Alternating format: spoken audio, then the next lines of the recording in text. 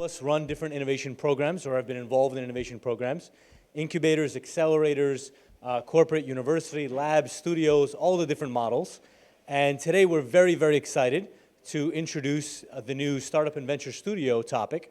It's been very in demand by our community, and we're going to dive right into it. I'd like to introduce our first speaker. His name is Alper, followed by Yuri and Matt. We have 3 different studios in the audience on the panel. We actually have more studios in the audience, I just discovered today. But they'll be going over just kind of the landscape, and if you have any questions, I ask that you save it for the end. When they all finish, we're all going to do a panel and just do an intimate discussion. The Innovation Collective does big events. We do small, intimate ones like these. These ones are very nice because we get to have that back and forth. So I do encourage for you to ask freely. So without any further ado, please, Alper. Do I have to use this for recording reasons? Okay. Thanks, Arthur. Thanks, Yuri, for hosting this. I'm Alper Chelen. I am coming from Dubai, so I did fly a bit, and I don't know what this thing is, like water from the sky, you know. But I love the city. I used to live just a bit north in Boston for 20 years. I'm Turkish-American, if you're wondering what the name is. But for the last 12 years, I've been in Dubai, working across the Middle East. And yes, we do have a venture builder. We call it venture builder. There are different, there are venture studios, there are startup studios, startup factories. Effectively, talking about the same thing. We call it venture builder, and it's been operational for a bit more than 3 years. We're specialized, it's called Enhance. I guess I have slides, yeah. It's called Enhance. We specialize in vertical marketplaces. And I'll talk about, like all the research that we've done. In the last year, my partner and I made it our mission to go and attend events like this, meet other studios, and talk to a lot of people either that are further ahead of us, having done studios for many years, or just coming behind us and launching new ones, and trying to understand what is the motivation, because the motivation is quite different from studio to studio. I think that's one thing I would encourage conversation around. What are the different ways, the processes? What are the different ways of governance? What are the different ways of funding? And what are different outcomes? So we did that research. Both myself and my partner come from consulting background. We like making slides still. And yeah, okay, yes. So yeah, that's yeah, the logos and slides and things always aligned and only so many different font sizes. I'm ex-McKinsey, so we still love that, and but it was very, very fun to kind of do this research because it's a global topic, and we were quite, although we were already a venture builder, we were quite astonished by some of the findings, and when we wrote a white paper, you're welcome to download it. It's on our website, and that white paper got quite a bit of audience. Because I think a lot of people were shocked by some of the numbers, of what we found, etc. So, but our story is one thing. The other thing that I think we've been discussing with Matt as well. There are different reasons. There's typically 2 stories of how these venture builders are started. One story is a bit like ours. You have a founder or a set of founders that have an exit. We had a successful exit some 4.5 years ago.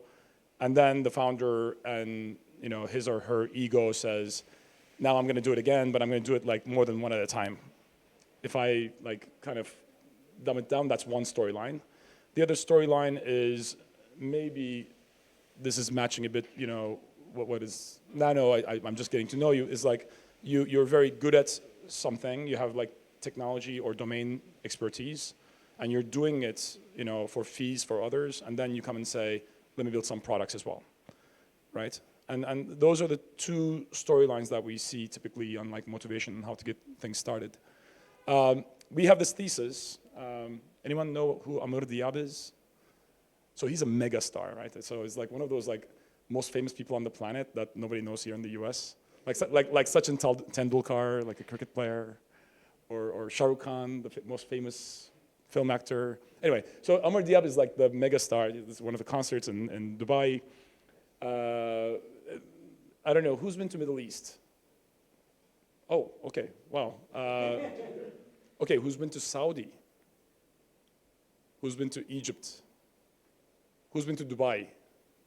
Okay, Dubai is like the Las Vegas of, I don't know, it's pseudo Middle East. I live there, but so it's quite. I mean, it's different than what you read or watch in Fox News.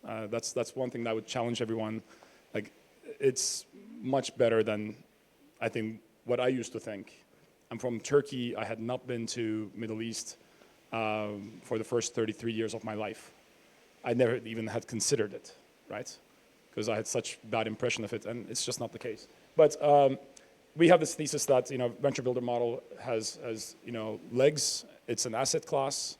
It's here to stay, and it's very effective, especially in markets like fragmented markets like Middle East, where there's a lot of friction in doing business. That's our thesis. That's how we invest our money and our time with my partner. Sorry, go ahead. Oh, sure. Am I loud enough? Right, so, okay. So you may have seen like different versions of this mapping. I mean, part of the research was looking at the history.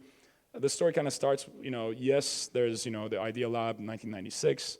That's kind of like the first and still active startup studio. A bit lesser known is Blenheim Chalcott. This is 1998 in London. It's still active as well. And then, you have like different waves. Different people have different waves that they figure out. But BetaWorks is, from New York, quite famous around the world. Rocket is another one. And then comes like a big wave with, e-founders in like Belgium and Paris. The science, of course, and some of them having, like unicorn success stories very early on. Atomic, some of them raising really large amounts of money. And then like, the waves continue. The thing that, you can see some success stories underneath. Many people don't realize that some of these success stories have come from these studios, right? They think they're standalone startups, or that they were like created haphazardly by chance, right? But in many cases, they were very much well studied and put together, and it was like there was great intent in their success. And the other big thing is like the funding. Like if you add the logos here and the funding that they've raised is almost like $5 billion. It's not small, right? And that's the first story that we try to tell in our white paper, that this is not like as small as you think, right? There's a lot of activity, there's a lot of money being put into these studios, and it's happening. The other big story is, I don't know what happened here, something got lost in the translation of the document. Sorry, things got shifted. But you can see the acceleration. So sorry, this is misaligned, and the OCD in me is like really freaking out right now. Me like telling my analyst to make this, like somebody would be fired. There's a great acceleration that's happening. So right now, actually, I found another one today. There's 216 active startup studios around the world. There are very few outside of US and Europe. And the storyline is, about half of them, actually a bit more than half, have launched in the last 4.5 years, right? It's greatly accelerating. And it is greatly diversifying in its, in its geographic, location as well. Europe is really catching up. A lot of Europeans believe in our hypothesis that, this model allows for kind of, mitigating against friction in business. If you have borders, build an infrastructure once, and then reuse it to help your next business, next venture succeed faster, cheaper, right? So that's definitely true with us. Try getting a trade license in Saudi Arabia, right? I mean, why would I get it a second time?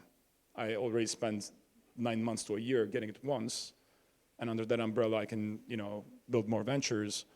It just doesn't make sense. And Europe has caught up on that idea. So Europe has greatly caught up in the last 4 or 5 years. right? This is the other thing. There's M&A stuff happening. Ernst & Young and Deloitte has done, acquisitions.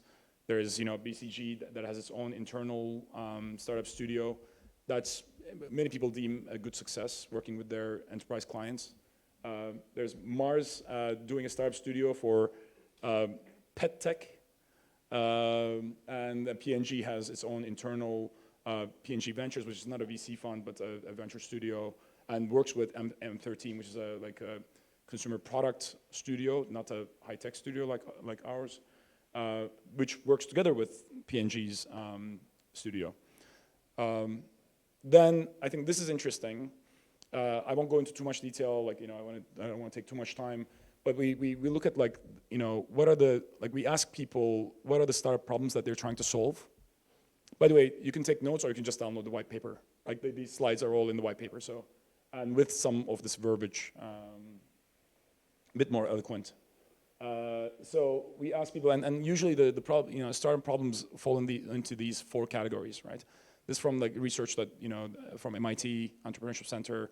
They divide into 5 because they divide talent and culture separately. But it's these 4 things that you're trying to solve for. And if you talk to if you do deep interviews with these startup studio founders, they usually pick on at least a couple of them and say, I'm really trying to solve for this, and that's why I'm doing the studio. Plus their ego usually, but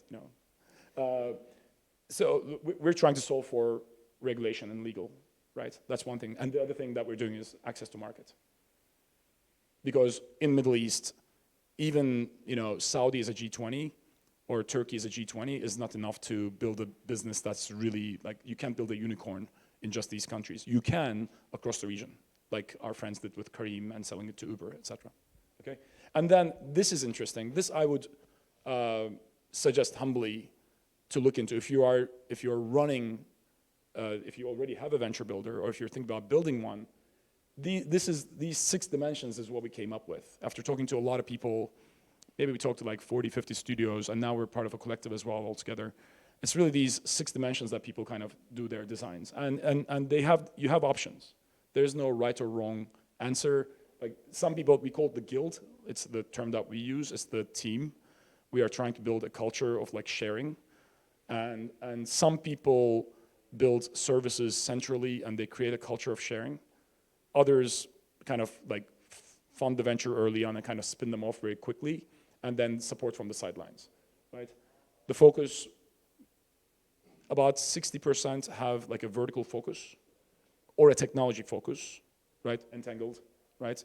Education, super focus. We do vertical marketplaces. That's our focus. Some Pioneer Square Labs has, in Seattle, has focus on technology. They do machine learning, AI. That's their special capability, right? There are generalists out there.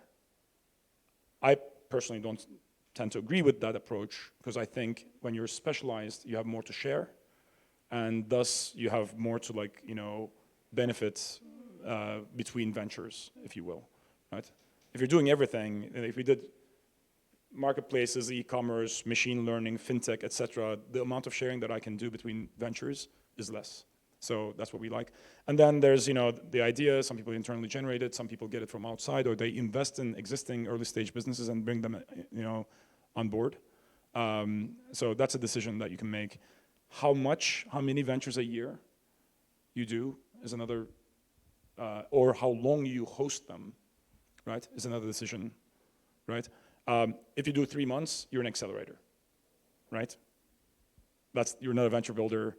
Or if you're providing just design services as sweat equity, you're not a venture builder. So we're trying to come up with some definitions around here. But there's still, you can actively support a venture of yours for 9 months, or you can support them like we do for 2 years, right?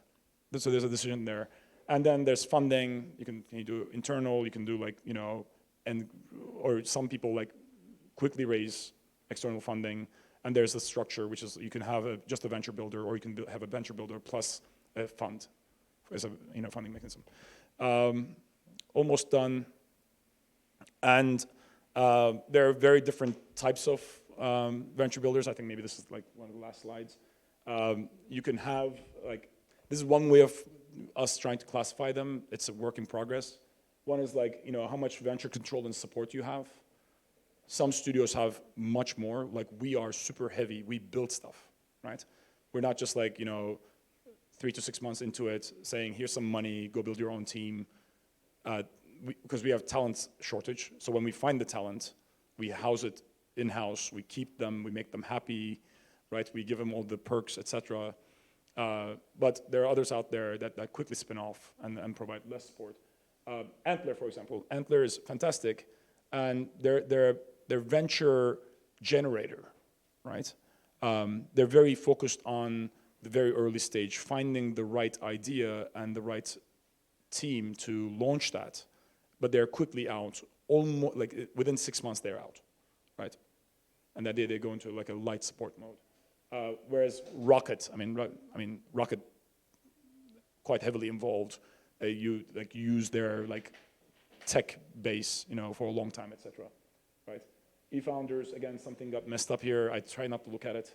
eFounders is like more like an incubator where they do spin off relatively early, but they are very focused on vertical, which is SaaS.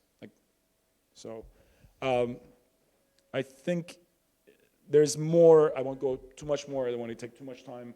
But the other thing that you need to think about is if those are the 6 dimensions that you're designing towards, like how are you applying them across different functions in your venture builder through this life cycle? Like this is pretty much set now as like when we sit down and discuss with other venture builders, we're always talking about these like 5 steps: ideation, validation, creation, spin out, and scale up. We call it spin in because we keep them long term. So we actually spin out, we spin in. But these 5 steps are essentially there. And you have to kind of think of, if the keyword is sharing, you have to think of like what do you share across that timeline in different functions, right? Again, there are decisions there. The kind of operating, like book is for you to decide, and there's no like one answer. Really, everybody's trying to invent this. So I think that's last thing. Everybody's talking about one of the main things that always comes up, and we get asked when phone calls come in is how do you fund this? How do you structure this? And really, there's like 2 ways. One is the kind of holding company model, which is what we are today, right? We take money to the holdco and we invest from the balance sheet, right? And then the other model is you have that, but then you have a growth fund, a sidecar fund next to it, and maybe a one after that as well, right? That helps invest in your ventures and like helps spin them out. Okay, so that's a decision as well. It also depends on how much money you can raise, depends on how much control you want, but that's like a whole 3 to 4 hour discussion. So that's it. The white paper is available, enhance that online. I'm on LinkedIn, reach out anytime. And the other like resource that I would suggest is there's a collective called Global Startup Studio Network, GSSN.co. Check them out. There's a Slack group you can get on, ask questions, meet a bunch of people. Yeah, that's my plug for that. It's been very helpful to us. So, GSSN, Global Startup Studio Network, and I always joke about how we are the G, because there are a lot of American and some European studios in there, but there are also some LATAM ones, etc. So, but it's been a great resource, and it's just kind of like it's still forming, and yes, I'm on the advisor board. So, but it's a good resource, just open conversation, right? So yeah, recommend that. Yeah, thank you. How did I do with time? Next is Yuri.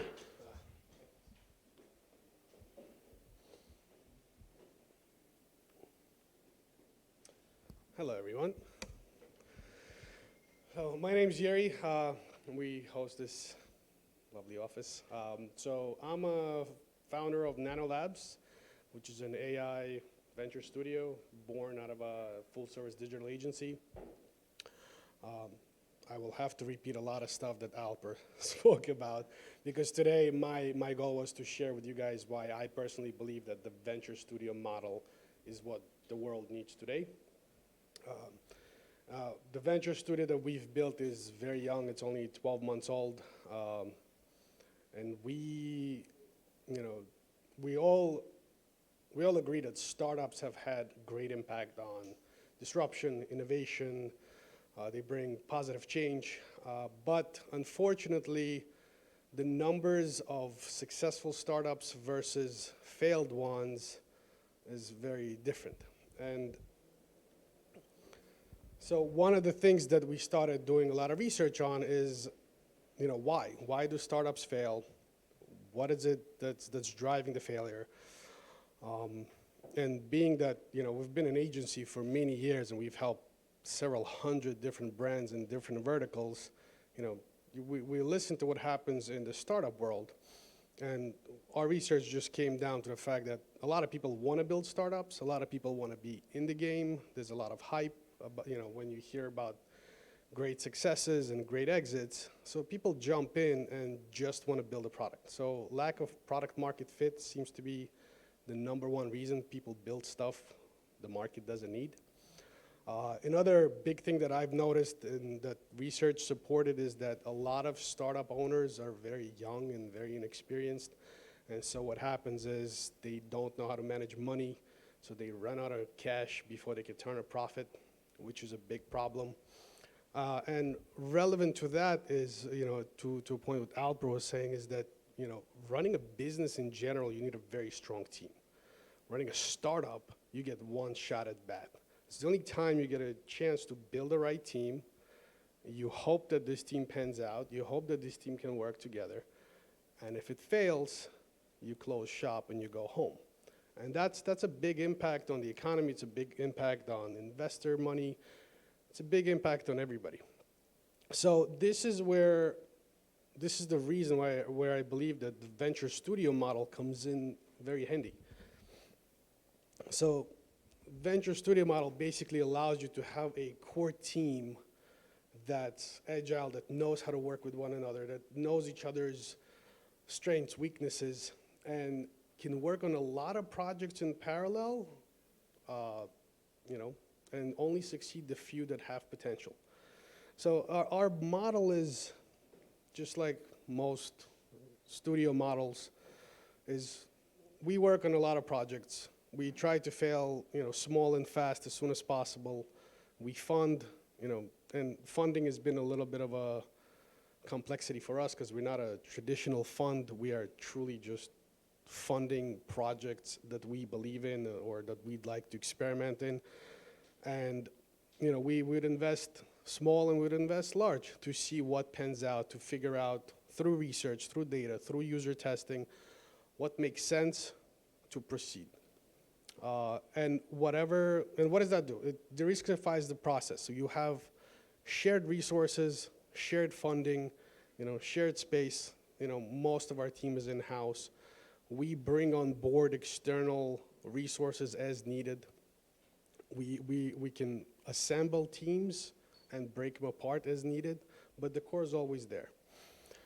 And so our vertical, we are somewhat of a generalist. We're still trying to find our foot in the market, but we're very focused on artificial intelligence and neuroscience projects. We've produced in the last 12 months 4 startups, and our opportunities where we see is in AI and e-commerce verticals. We've produced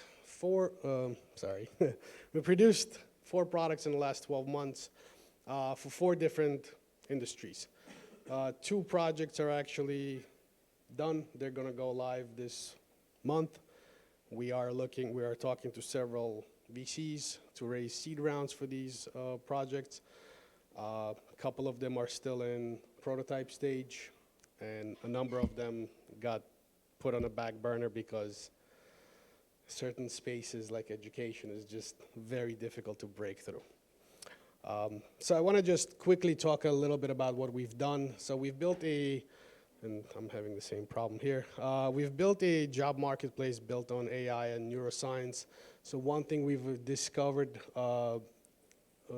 is that in the hiring space, it's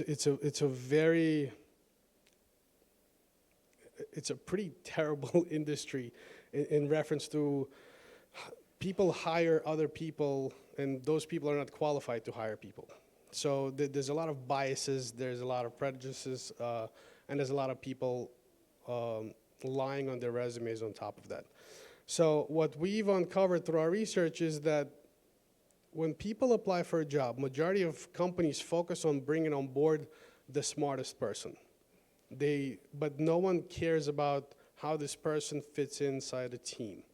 And so using 50 years of neuroscience, we're able to identify how we classify, not how we assess teams for whom you're going to be hiring an individual for, and then see if that individual makes a fit for collective intelligence. So does that person impact the collective IQ of the team, and how does he move the needle up? And so the system runs, we've taught the system also through AI to read resumes and sentences and read job descriptions and sentences and understand the context and relevance of what the job description is asking for in regards to what your resume says. And so in real time, the system goes through hundreds of thousands of resumes and pulls down a ranked amount of candidates, top 10 guys that you should be looking at. At the same time, every candidate had an opportunity to play what we call mini games. We've taken neuroscience assessment tests and we converted them into mini games. This way, there's no failure. You're simply playing a game and the system can assess your cognitive abilities. And so we now then recommend how these candidates will fit into a team. So we know what you did in the past, and we can predict what you can do in the future. And so this was a pretty long project, 12 months, so we've been building out. We've helped them raise over $1 million. They're now raising their next round, and we've been trying to introduce them to different VCs. So this is a B2B subscription model. Another project, I'll be real quick, which is it's an e-commerce marketplace for a diamond industry. So we're trying to disrupt the oldest industry with the newest technology. Using behavioral science and artificial intelligence, we've built a very robust product recommendation engine. We've completely redesigned the user experience of how people buy diamonds and engagement rings online. We've cut down the diamond education from weeks of learning to minutes. And we've partnered up with a huge network of diamond dealers, so we're providing a direct-to-consumer product that you're essentially bypassing the middleman. This is a very interesting project that came to us through our agency, where it's an ergonomics project where we've discovered that there's a lot of insurance companies that assess warehouses and factories for risk, for work-related injuries. And they do it manually. People, they send out ergonomics doctors to go one by one, visit every 6 months to a year, individual factories, and they record with their phones an individual lifting a box and putting it down, and then they go back and they record it and make a suggestion for safety regulations. So the problem is, when you start a job in a warehouse or a factory, you have to go through OSHA regulation, you have to get trained on safety. But then what happens is, from the moment that you're trained, which you probably forgot 75% of the things you've been trained day one, to the moment you wind up at a doctor with a pain in the back, nobody knows what happens in the middle. And so the insurance company's been trying for years to figure out this middle ground. How do we assess risk? And so we took this concept and we started digging really deep. We realized there's almost no data that that can help us with it. And so we've built a computer vision system that can monitor an entire area, monitor an entire warehouse, track people, differentiate between humans and objects, and understand the relationship between your motion and the product that you're lifting, and predict potential injury. And then send an alert to management, send an alert to the worker as well. We're not using any devices. It's all controlled through CCTV. It's going to live on top of security cameras, where we're talking to a couple of companies that already have heavy distribution of security cameras in warehouses, so we'd like to piggyback our software on top of it. But the beauty part is that there's $20 billion being spent on workers' comp insurance every year. 30% of it is being paid by the government. But the worst portion of it is that every 125 minutes, a person dies at their job due to work-related injuries. And that's a big problem. So we're hoping to solve this major problem. We've built an MVP. It works great. We're now trying to partner up with certain warehouses and factories that will allow us to data mine their workers' activity. True Learning is an adaptive education system that we've put on a back burner. It's brilliant. It's, again, using neuroscience to try to assess how you think, how your brain likes to consume information, and the AI is supposed to curate content to you for the same topic. We all have different brains, and we think differently, and we consume information differently. So the concept here is that we can assess how your brain likes to consume information, and then the AI can curate the same topic differently for each one of us so that we consume it better. We had great results and great feedback from user testing. Unfortunately, the industry is too complex, and we're not equipped to go after it. Maybe potentially we'll partner up with somebody who specializes in it, and we'll move on. And this is the last product. This is something that's in a concept phase, but taking what we've done for Jules, which is building a very robust product recommendation engine specifically for the diamond industry, where we've taught the system to understand what a diamond is from every single feature. We're now trying to build this into a SaaS platform that will allow larger e-commerce websites to create recommendations based on people's shopping behavior in real time. So instead of being reactive, we're trying to build a very proactive product recommendation engine. So the business model is very similar. We either building ideas in-house or we building it with co-founders. We are completely hands-on, from creative to development to research, all the way up to marketing. Our plan is to launch and get traction so that the business looks very healthy and appetizing to investors as well. And then we move on to hiring CEOs that would have stock ownership in the company, that can then build a growth team and continue to take it on its own as a standalone company. We by the way, still remain the support system. We never leave. We're always behind. We're always supporting it. But I'm a big believer that you don't need the core innovation team working with the growth team. It just needs to support the growth team on the next opportunities. So we are looking to expand our AI team. We are expanding our software team. So far, NANO Labs has been completely funded by our agency. We are in talks with several VCs to potentially build an in-house fund. I'll be honest, it's a new thing for me. I've never had to raise money for myself. And so we're hoping that by building or bringing on board financial partners, we can launch around 4 to 6 startups per year. We have a good solid process. and we'd like to just grow it and, you know, continue to experiment.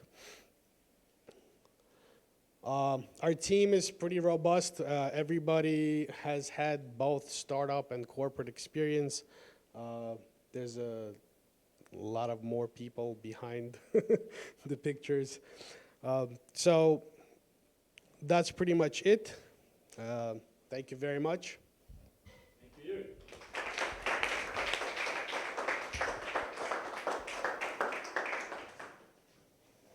Our last presenter, Matt. So I'm cognizant I'm batting cleanup and everyone's a little tired, so I'll try to move somewhat quickly here. So Matt Service, I head up corporate development efforts at Entangled Group. We are a venture studio focused exclusively on the education ecosystem. So I took a little bit of a different tact in terms of how I wanted to present this. So we are extremely sector focused and extremely mission driven. And I think in talking towards the reason for our creation, the impetus, it's really the problem that we're trying to solve. And I think a lot of the way that we were built was predicated on trying to create an app solution for that problem. So we are amidst a transition, right? We are transitioning from an industrial economy to a knowledge economy, right? One in which success is now predicated on, you know, higher level cognitive processing capabilities, deep domain expertise, continuous learning, right? But amidst this transition, our education system hasn't kept up. I mean, these statistics are pretty staggering, right? 45% of students demonstrate no statistically significant gain in critical thinking after 2 years of college. There's 1.5, it's crazy, it really is. I mean, there's $1.5 trillion of student debt outstanding. We were talking about it before. It's the second largest form of consumer debt in the US after mortgages. You know, the amount of jobs that are projected to be left unfilled due to a skills gap just in the next decade is 9 million plus. And then when you look at automation and sort of our workforce today and the high exposure, it's like 60% is projected to be at either medium or high exposure to automation's risk. So basically, this is to say that the challenges that are facing the education ecosystem are not just grave and multifaceted, but they're mounting. I mean, forward-looking is scary.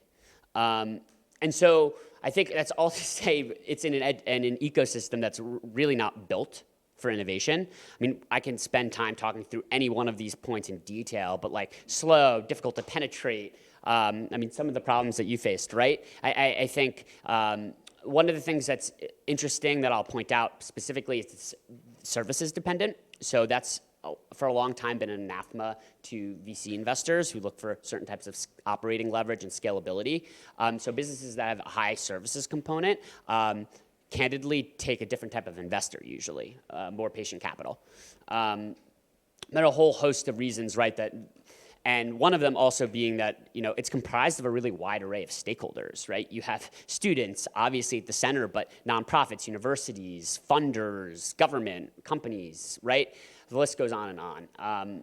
And so I think that most solutions that are silver bullet in nature try to tackle one of these stakeholders. And what they do as a result is they kind of create silos that just really prevent any meaningful progress from being made. So this was a long-winded way of basically saying that we at Entangled very much believe that an ecosystem problem requires an ecosystem approach. And so that is what we were built to do, to create an ecosystem approach to solving kind of education ecosystems problems. And kind of banking on the interplay between these different stakeholders and being a hub for innovation. So what we like to say is that, you know, we have the ability to discover the problem first and then determine whether it makes sense to work with existing organizations, startup founders, invest in them, or start our own solution ourselves. And I think that's only capable because we're so hyper-focused on just the education ecosystem. So just quickly background, founded in 2015, are headquartered out in San Francisco, but we have a New York office, which is where I'm at. You know, We've built 4 dot businesses, which are professional services businesses, 6 ventures that we've started. We exited 1 to Instructure, so it's a big public company. We have about 20 million at our holding company that we've raised, and then 30 million at our portfolio of companies we've started. So our North Star, right, our guiding principle, if you will, is to help society keep pace with the transition from an industrial economy to a knowledge economy. And we view ourselves as a venture builder, right? Like that's our core business. Through the creation and acceleration of high impact companies. So these are our 2 co-founders, CEO Paul Friedman. He's a serial entrepreneur in the education space. He started his first business while he was still in college and sold it to Hobson's, which is a big education player. And then our other co-founder, president, comes more from a venture background. So he was a partner at OpenView on the investment team at General Atlantic. He sourced the investment in Instructure, which obviously was huge. It went public, and it was a huge return, like returned their fund 15 times over. So it's kind of a diverse background. So now just quickly going through kind of how the studio actually works. So we have Entangled Solutions, which is a professional services arm. So think like innovation strategy consulting firm. So we will work with anyone who wants to do something innovative in education, from a Fortune 100 like Facebook to the Bill and Melinda Gates Foundation to your local community college. The idea is from that line of business, we gain insights into the types of problems these large organizations face and a Rolodex, right? We then funnel those insights and those relationships over to our venture creation team, which actually starts businesses to solve those problems. So going back to your statistic that you put forth, right? Product market fit is the largest reason why businesses fail. And so we have a design thinking methodology basically to try to get around that problem. We not only have that paid idea generation from the consulting side, but we also have paid customer acquisition, because then we can redistribute through all of our consulting clients the products that we start. So that is Solutions and Explore, and then Entangled Ventures is our startup services arm. So then what we did is we actually created almost like a portfolio ops team that a VC will have, but in-house, right? So that's go-to-market strategy, sales and marketing, that's labs, product development, that is talent, which was our most recent one we started to help with executive search and accessing talent. All these core problems that any founder will have. And the idea is they'll work not only with our internal companies that we start, but they'll also start with external education companies and future of work businesses to help them scale. So cross-pollinate ideas, and we've created a venture enablement playbook, and we can deploy that as we like. So I'm going to skip this slide, just goes into detail about kind of the different subsects. We can quickly go through this. This is just the idea. This is the different ways that we generate cash. So we have the professional services arm that provides positive cash flow that we then use, right? So our model should be fully self-sustaining. Obviously, as you scale, sometimes you need external capital to be able to do that and hire, especially because professional services is very human capital oriented. But right, that generates positive cash flow that you then use to funnel over to start your businesses. Startup services, I talked about, so we can generate from that with working with external startups. Venture creations are starting businesses. We raised Series A's for 2 of the businesses we started just this year. Very exciting. So this is actually something that's a little bit different, which we were talking about before. So we will actually invest opportunistically off of our balance sheet.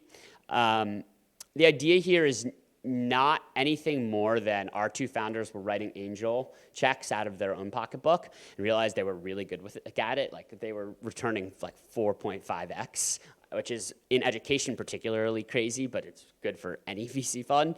And so what they realized was if they brought it in-house, it actually could provide a really important engine for innovation. So if we find a startup that fits a thematic area of interest, then we don't need to start it, right?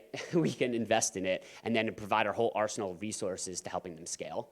And so that investment co-build that I skipped is kind of a combination of using a more heavy lift where a founder, usually a first-time founder who really needs help breaking into education, will take a certain equity stake, give them some combination of cash and services, and then use that to scale our business. or their business. Skip that. So I think the last thing I wanted to do, barring time, was walk you through one case study so you can see how this actually like top to bottom works. Pathstream is one of those businesses that raised 12 million Series A this year, growing super fast. They're like 18 million run rate revenue, so it's been a big success so far. But really where it started was with a consulting engagement. So we were working with Unity Technologies, so it's a really big platform technology for in the gaming industry. Basically, they were trying to figure out how to do go-to-market through education. They realized that such a large subsector of their demographic was in that age group, and they just didn't really know how to penetrate that market. And so they came to us with that problem. And what we realized was that the problem they were trying to solve is a problem that almost every platform technology has. So what ended up happening out of that engagement was we started a company that partners with big platform software technology. So we partner with Facebook, Asana, Salesforce, Tableau, those types of companies, right? To help build branded digital skills career programs. And then we use our distribution network through higher ed institutions to actually create those skills platforms and distribute them to students. The idea there is kind of twofold. Think from Facebook's perspective. Facebook, being a Facebook advertiser is a real skill. You can be hired to do that skill. So think you go to a community college, right? And you can teach your students a skill that makes them employable. That's a huge win. But then from Facebook's perspective, if they can stoke demand for their product by ensuring that there's not only just brand ambassadors, but people who are talented in using their platform, it's a huge way to create brand equity and to scale. So that's the kind of the concept there. So it really went through the full stack, right? So like we started it in-house. It went through our idea explore process where we kind of do the validation part. We decided that there was really a market there. We talked to partners. They were interested both on the university side and on the corporate side. Actually, what ended up happening in this one, which is it's not the same for every scenario, the person who was in charge of like running the explore process on it spun out to become the CEO of the company. Then they used all of our arsenal of resources. They're still actually in our SF office. They're growing a little bit too fast, so I think they're about to actually find their own office space now. But they're still there, right? And so when we talk about a heavy lift, like talent, right? They're working on it. They've hired every single person they've hired. When we talk about product development, like they literally for a year had of our labs team, like over 50% of it was working on this Pathstream product. When you look at the go-to-market, I mean, in terms of lead gen and sales and partnership, like they were fully immersed in building out their sales and marketing team. And then the idea is that we're then trained, right, to be able to do succession planning, right? So then not only once they spin out, then we're ready to hire the engineers, hire the sales team, hire the next pieces. So I'm going to pause there. I said we do opportunistic investing. These are some of the companies we've invested in. But that's our model.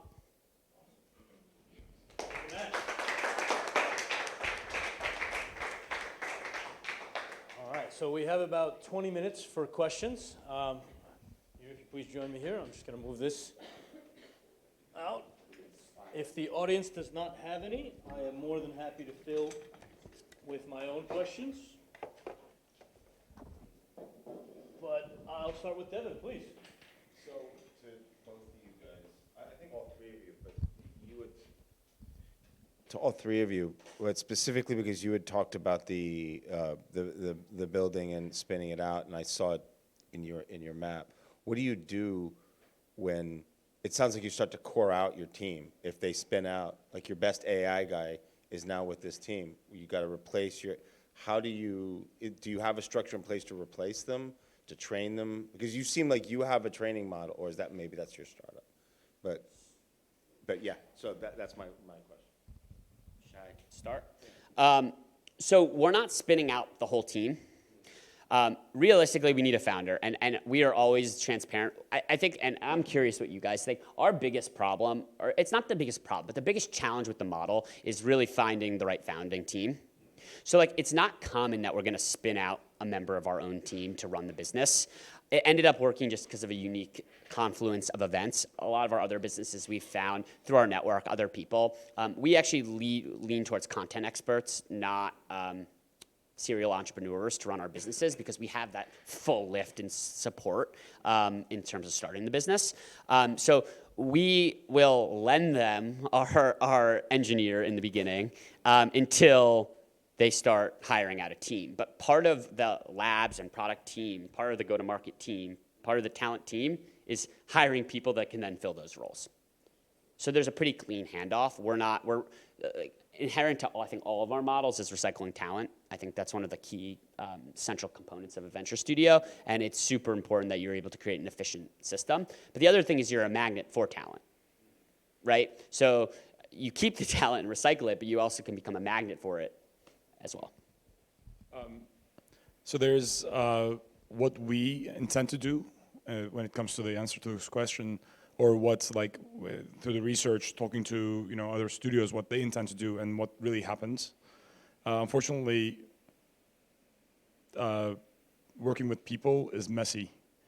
So I think most venture studios, us included, we want to hold on to a core talent base so that there's institutional memory, and those people are getting better at those tasks throughout that, like we have certain teams for, the ideation and validation, creation, spin-in, and then we even support and scale out. But you find that, suddenly somebody, Eleanor, fell in love with the business, right? Became the CEO. So you'll have your AI guy, or in our case, some e-commerce marketing expert just falls in love with the business and wants to stay on board. And or you hire someone specifically for that business in that spin-in phase, so that they get ready to spin out, and they fell in love with the venture builder idea. So unfortunately, it's messy, and there is no like straight answer, and everybody struggles with this. Usually, what you end up seeing is that the venture builder, the HQ, ends up having a bit more skilled talent and pays better, right? And that ends up being your value add to the founders, that you say, I can provide something to you that you by yourself, if you started your company, could not afford. And because they're paid better, that's some like additional incentive for people to stay on board. But it's like, you can select for this, right? You almost want in venture builder, in that core team, you want people with ADD. You almost don't want people that want to do something for 5 years. You want them to do things for 6 months and then get bored and then do the next thing. So, and normally you don't want that in a startup, right? But in a venture builder, almost like, so, and there are ways of measuring that, right?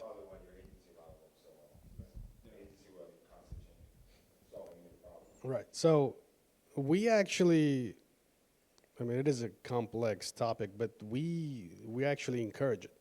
So the chances of an AI engineer all of a sudden jumping off to run a company, it's not always that high. It's usually on the lower end. Engineers like to be engineers, but we like to kind of train people in-house. I would rather grow my next partner in-house.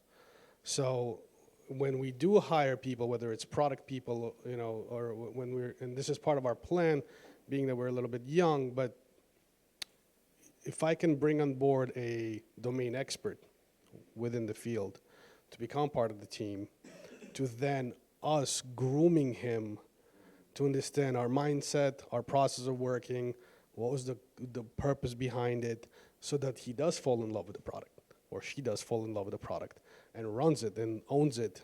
And so then we can graduate that person with our philosophy, because we're bringing 20 years of knowledge and experience that we're going to bake into this person. So if that person can grow within, great. If it's one of the core members that happens to break off, it's fine. There's, the goal for us is that people, I know that a lot of past employees of our agencies all graduated to bigger, better companies. So to us, that says something, right? If you can have employees that leave on great terms to go work for huge companies and hold really high positions, there's nothing wrong with having the same thing happen, but they own a piece of the company that you helped to build. So that's I'd like to encourage it actually, and I think entrepreneurship and ownership is the only reason that you'll drive and work your ass off to make sure that the business survives. Anyone else? Okay. Take out my trusty source. I have a ton. Oh, sure. So it's still on talent. So for transparency, I run an incubator and accelerator. Run an incubator and an accelerator. My hypothesis is don't come to me with a solution, come to me with a problem you're in love with and you really want to see solved, because then you'll find what the right solution is. You'll be solution agnostic. How do you make sure, you have an AI guy, you got an e-commerce expert, how do you make sure that they're solving they're in love with the problem, in love with the customer, and solving the right problem for the customer the way the customer really wants it, as opposed to, yep, you need an e-commerce, you need a double-sided marketplace with reverse bidding, done. How do you keep that? How do you keep that them hewing to that? Does that make sense? Yeah. Yeah. I have a quick answer, and I think a lot of studios are doing this. We have entrepreneurs and residents. You don't figure this out through 4 interviews, or even like through reference checks and things like that. You have to these founders. You have to make sure that they really mean it. They truly are going to be passionate about it, and you bring them on board, and you say, I'm going to pay you, less than your market for these next, 3 to 6 months, and you're going to be on a project relating to, what you may be the founder of, and that's, I think, the best method for us, and I know other studios are also using that methodology, and if he or she doesn't want to do that, I mean, okay, done, right? Not the right person. Because, the real journey is much more difficult, right? It's much more difficult. So, yeah, that's how we do it. I mean, I'm just wondering whether you can maybe talk a bit about your ideation process, because the last speaker mentioned very much that they get the ideas and the problems from their consulting customers, and that is how they know where they need to focus their efforts on. I'm just wondering how you guys go about your ideation process, and how do you decide which topics are worth your while and which topics are the ones you want to focus on next? If I may. So for us, through an agency process, because we meet with a lot of different companies, we're often brought challenges that we'd like to fix. There's a big difference between disruptive innovation in corporate versus incremental innovation. And unfortunately, some of the bigger guys that are doing this, they call innovation, what they do is just incremental changes that obviously improve the bottom line for the corporate, but they're not doing disruptive innovation. So, for example, the Ergonomics project that we came across with, it came from a potential client. But when we've uncovered such a huge opportunity for the business and laid out the process and said, this is the commitment that it's going to take. This is what you're going to have to do as a co-founder, kind of just like Alper explained. You need to have a runway, you need to make a commitment, and the client didn't. So we took it upon ourselves to continue researching, and we saw the opportunity, so we started digging deeper. There's a lot of opportunities. It's a ton of research. It's learning, it's following markets, it's seeing who's doing what. Understanding what the big guys are doing. For example, part of our agency, for many years, we were successful doing e-commerce. 7 years ago, I predicted that Shopify is going to consume most of the agency work that agencies are feeding off of. And it's exactly what happened, because a lot of things are automating. And with AI coming on board, we have only few years before AI touches everything that we're interacting with. So we have to be very picky in regards to the type of ideas we're approaching. It's asking the real question, like, why are you trying to solve a problem, right? What's the depth of that problem? Like, what's driving you? Instead of just trying to be a businessman. Because today, if you just want to run a business, you could do drop shipping from Shopify and Alibaba all day long. But if you truly want to solve a problem, you need to understand the core of that problem.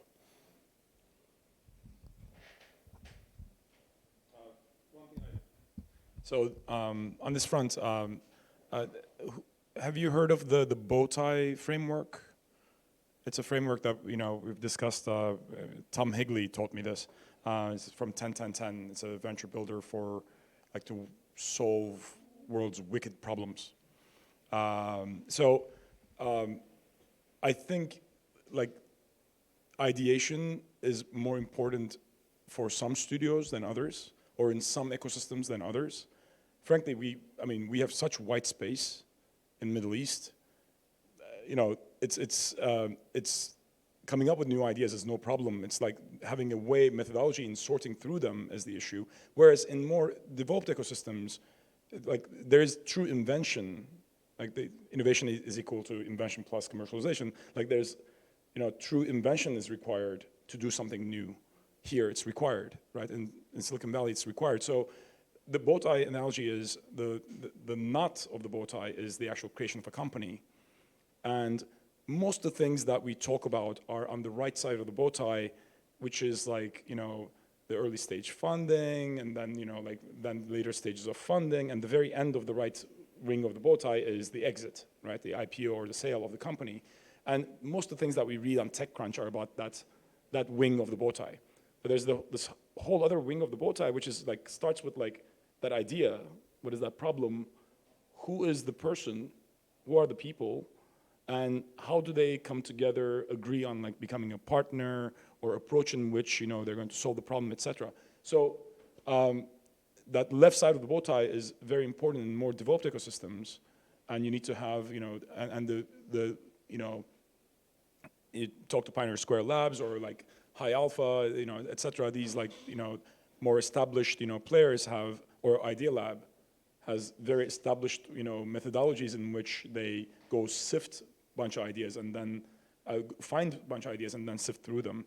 Whereas for others, where the invention is not as important, you're more concentrated on things closer to the knot, and then what happens afterwards. I find that useful as a a framework. So.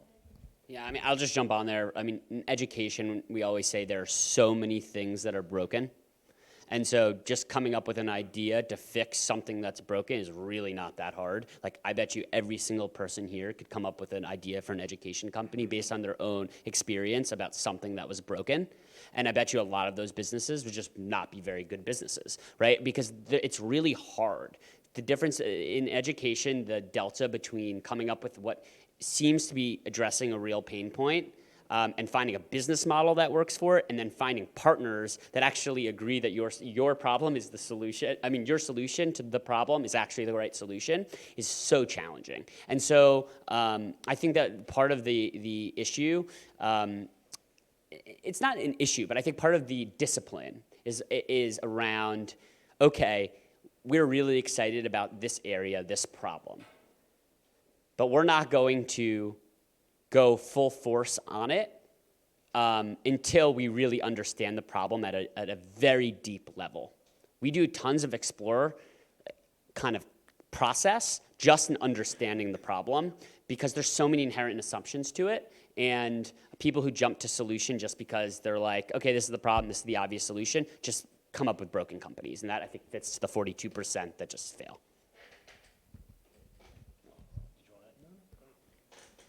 So one of the questions around just the venture studio model was specifically around how do you determine budgets? How do you figure out what to allocate for a particular project? And when does a project become a company? It's not a fine line. What's a story maybe you can share on how that transition happened? You want to take it? You want me to take it? I think it's again, this is one of those things that's, as we've been around for 4 years, it's been like an iterative process. I think we're really, in the last year, have put real frameworks around the different phases of our process, meaning like, all right, this is the amount of, we have an investment committee with different people who are important in our organization making decisions about whether we're gonna go to the next rung of the explore process. But we've now, I think, come down to a pretty finely defined process of like, this is the amount of money for this phase, this is what it entails, and this is what we need to be comfortable moving to the next stage and being kind of regimented about it. Because again, I think it's super easy to get excited and throw discipline kind of out the window, but that's not the way you create repeated success. I think being disciplined is super important. So what we do is usually it's kind of become a norm a bit. Studios are investing in two tranches. So they first put some money in. It seems like that money is like somewhere around $500,000. That's what we do. It's 300 for some people. It's 750 for others. But around $500,000 to kind of like, and that lasts depending on the ecosystem, 6 to 12 months, you know, to kind of build that early team and kind of like do that validation early creation stage. And then put a bigger chunk of money, usually a convertible note, maybe sometimes with or without a discount even, of like a couple $1 million to kind of last you until the spin out happens or the scale up happens. So for us, the model is like $500,000 and then another $2 million, that's $2.5 million that lasts like 2 years. And in doing what we do in our region, that's more than enough. I mean, that's a pretty healthy seed round in our region. You can, you know, go, especially if you're assuming that you have efficiencies that the venture builder model is bringing to you as well. Things are going to be cheaper, faster, easier. That money should be enough for the venture to go and, you know, get funding from outside. And that seems to be like we didn't, you know, we came up with these numbers before we did all this research, but we see that those numbers are somewhat like ballpark with what everybody else is doing. And these two trench thing is what everybody else is, not everybody, many people are doing. So. I have a fun one from one of the Innovation Collective members. Have you thought about urgency with ventures inside your studio that mimic what an independent founder might experience outside, like running out of cash, co-founder problems, all the things that happen outside of a venture builder? Do you feel like creating a founder within changes that founder dynamic? Have you thought about anything about that, in versus out? All the time. So, and again, for us, it's a little bit of a transition because we're still 50-50 with 50% agency, 50% venture studio. So managing two different mindsets, managing different responsibilities, and managing investments, internal investments, is very difficult. So, kind of piggyback off the last question is that, you know, we try to invest a lot into research so that we don't have to invest too much into development. So the more research we dig in through, the better we can get an understanding whether it's worth investing the next amount of money in, you know, before even hitting the pre-seed round. And so very often you feel like a startup owner. So when there's a crunch, and particularly, you know, financial crunches will do that to you, and you have to balance between managing client receivables, you know, in-house deliverables versus what are you doing with your own investments into your own projects. It's kind of. Take it. We have the reverse problem. I don't know if it's us, but I mean, we actually, my partner and I we're not very normal, I guess. Like, and you know, it's what we do is like playing a computer game all day, every day. We love it. I can't wait till Sunday to go to work. Our week starts on Sunday, and And I think we're in the talent business, so our team is kind of like, for the first time in their lives, often working this hard. And they're for the first time seeing like what, I don't know if we're high performing, but higher performing than what they're used to. That's true for our ecosystem, right? I mean, they don't come from the hardest working environment sometimes. And they suddenly realize, wow, we have much higher potential than we thought, right? And that starts building a mechanism where, like, we have to, like, for sustainability or health reasons, we're telling like, our CMO, stop, right? Don't give up slack for a day. So, and I think a lot of studios have this because it's just exhilarating, right? There's like so much happening.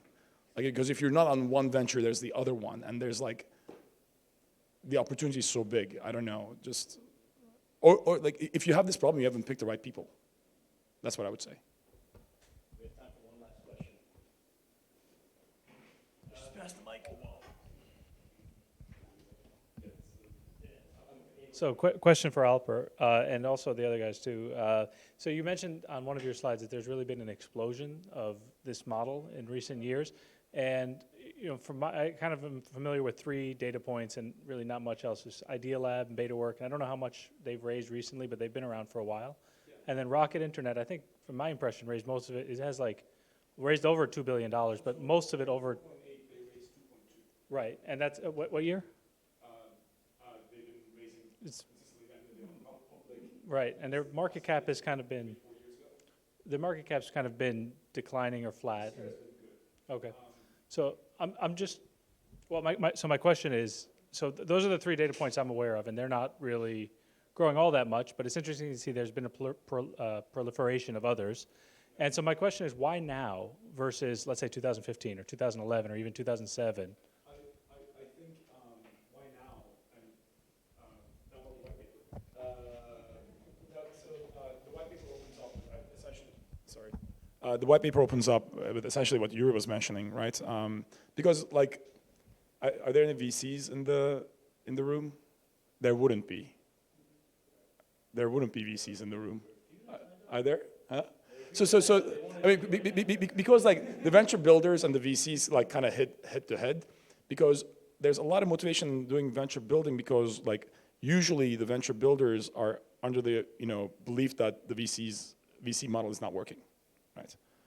And I'm sorry to say to my VC friends, I have a lot of VC friends and investors as well, that the numbers are on our side, right?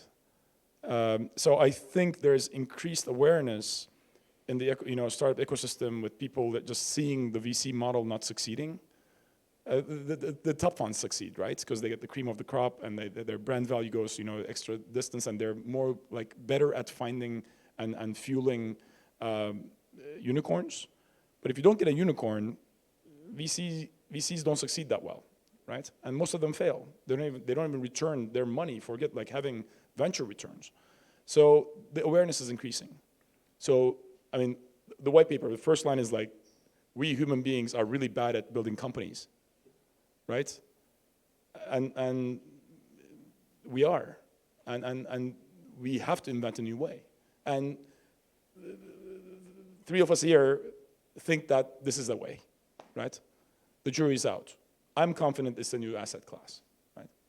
I mean, yeah, I'll just piggyback on, we view it as a new asset class as well. I think we're a little bit different since we're so sector focused, but at the same time, I absolutely echo the idea that if you think about the way that a VC's model works, right? They are totally dependent upon a couple investments returning their entire fund. We, because of the increased ownership percentage that we own of the businesses we spin out, we don't need to hit home runs. If we hit doubles and triples, we are having unbelievable outcomes all day, every day. And so the idea here is like, it's just a very different mindset for building a company. I mean, to build a venture scale company, right? Everyone knows it's all about growth, growth, growth, growth, growth. Absolutely. But, and we're no different, we're obviously chasing growth. But if it grows a little bit slower and it takes a little bit longer to gesticulate, like that's not a problem for us in the same sense it would be for a VC, I'd say. So my biggest problem with startups and VCs is that, like you said, VCs are just throwing a bunch of money at random startups and hoping one or two pay for the whole boat. And most startups focus on the next raise rather than becoming transactional and profitable. We were hired a number of times to put to bed multi-million-dollar companies. Companies that were built by former Apple guys that raised $40 million, that were doing phenomenal, with the worst business model that you could think of. And all they cared about is raise until we get an exit. And I hate that model. And me coming from a service industry, I don't get it. Business needs to generate revenue. End of story. If it doesn't generate revenue, it sucks. It's a WeWork, okay? Sorry. And, sorry. So, and when I spoke to a number of VCs, and to us, the last 12 months, VCs, it was a new conversation for me. We were excited about the fact, listen, we can, lower your risk. We're going to pump out startups. We're going to give you quality products that we're thinking transactional. We want to start making money as soon as possible. Their response, we don't believe in this model. It doesn't work. How can you guys come up with 4 products in 1 year? Hire a bunch of talented guys, do some thinking, and apply some common sense.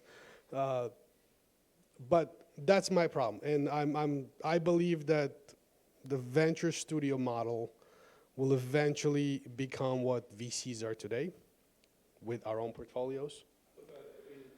A decade ago, people were like having the same conversation about accelerators, right? Well, I guess, so you guys all answered why venture versus studio model, traditional venture versus studio model. And part of my question was why now? Well, I mean, part of it is just like building awareness, and like TechCrunch has been around long enough, like, and enough people are going through schools, and like, startups are like more and more a topic of conversation. And then I think, internet and the app ecosystems, et cetera, has made like building a new business relatively cheap, right? In the last 5 years, definitely a decade, but definitely increasingly easier, so that you can have, a house full of, developers, do services, and then start building businesses, right? Before, you had to go to VC and you had to raise a bunch of money when there was more friction and it was higher cost to launch a business. Now, launching a business it's cheap, thanks to internet, right? So, yeah, AWS cloud and app ecosystem. So I think that's part of the reason why. I mean, I think the other thing in terms of timing is just like a rising tide raises all ships, right? You look at the financial crisis, and a lot of businesses flopped, and a lot of VC firms flopped. And you look at the aftermath of that, and you think critically about where things went wrong. I always like the quote that history doesn't repeat itself, but it rhymes.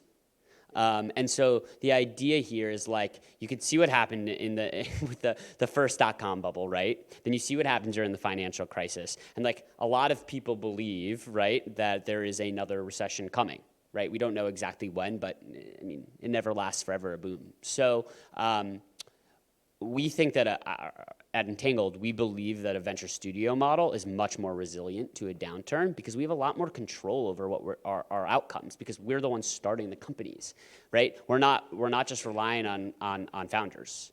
So I think that's a big part of it. Awesome. I just want to be respectful of people's time. Some of us will stick around to answer more questions. This is such a booming topic, and I just want to thank our 3 amazing studio presenters today. And just give them another round of applause. And please keep the discussion going. There's so much more to talk about. Thank you. I can't stick around. I have late cash.